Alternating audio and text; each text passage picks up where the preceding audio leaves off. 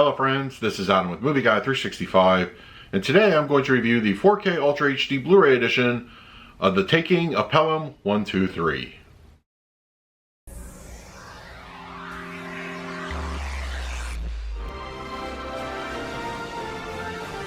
If you're new to the channel, please hit the like button, subscribe, hit that bell notification.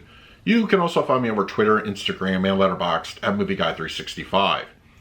Okay, The Taking of Pelham 123 is here on 4K Ultra HD Blu-ray. Released by Kino Lorber, it can be found as a slipcover edition available at your online retailers.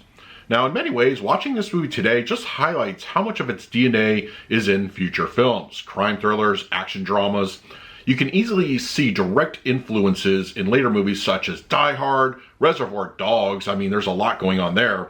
And there's just many more films that use it as well. It's not a run and gun kind of film. There isn't one single hero like John McClane would, deal with this kind of situation. It stays grounded as much as possible with compelling bad guys. Robert Shaw is awesome in this. And realistic responses to a hostage situation aboard a subway train. Robert Shaw is on his A game as Mr. Blue. He is the perfect foil for Walter Matthau's Garber. The supporting cast are pretty solid for the most part. They don't get a whole lot of three-dimensional work with their backstories, but I do feel a special shout out should be made to the passengers. They have some of the most New York responses I've probably ever seen in a film. The movie is more methodical than action-based, but I still feel it works even today. Just get ready for a lot of characters talking on radios. There's a ton of that going on. But what really sells it for me is the dialogue exchange between the various characters. There's some smart stuff going on there, and I do highly recommend you check out the film.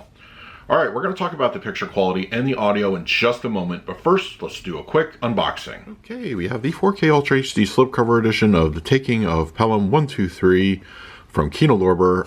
I like the artwork. I believe this is original, like a form of the original, so I think for me it works. And then we have the back and the spine. No reversible artwork. And then your basic Kino disc art. So yeah, I like it. Now let's talk about the picture quality and the audio. The Taking of Pelham 123 on 4K Ultra HD Blu-ray has a 2:3:5:1 aspect ratio with native 4K resolution and graded with both HDR10 and Dolby Vision. For purposes of this review, I will be discussing the Dolby Vision encode. Now, the latest edition on 4K is the result of a new restoration based off the original camera negative. The overall image is very clean with no source-related imperfections. Grain structure is light. During well-lit scenes, it's hardly noticeable. In the dark interiors of the subway tunnels and dimly lit train, grain is slightly more pronounced, but it still looks very cinematic. Speaking of, black levels are represented very well, but not perfect.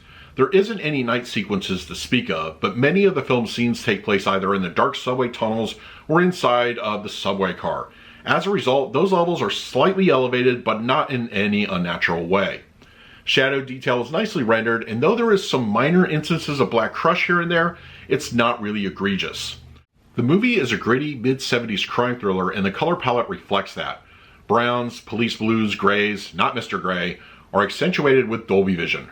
Garber's yellow tie does visually pop, which I felt adds a little flourish to the picture. Skin tones look natural and whites never appear overblown. The clarity of the picture is excellent, allowing for more attention to detail. The 70s clothing really stands out here. Boy, that was a time in fashion, and produces greater definition. Skin textures look great with a more satisfying improvement in this area. The Taking of Pelham 123 on 4K Ultra HD Blu-ray supports a DTS 2.0 as well as a brand new 5.1 audio mix.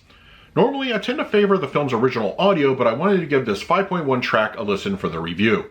Overall, I was very pleased with what I heard. In many similar cases, the added channels would mostly be wasted, but I do feel there are some good immersive elements here. Most notable examples can be found in the subway when Mr. Blue and Mr. Gray fire their weapons inside the tunnel, resulting in a noticeable echo effect in their rears. Most of the audio, though, is still very much focused up front, and it's very solid in its presentation. Dialogue is clean with no problems to report.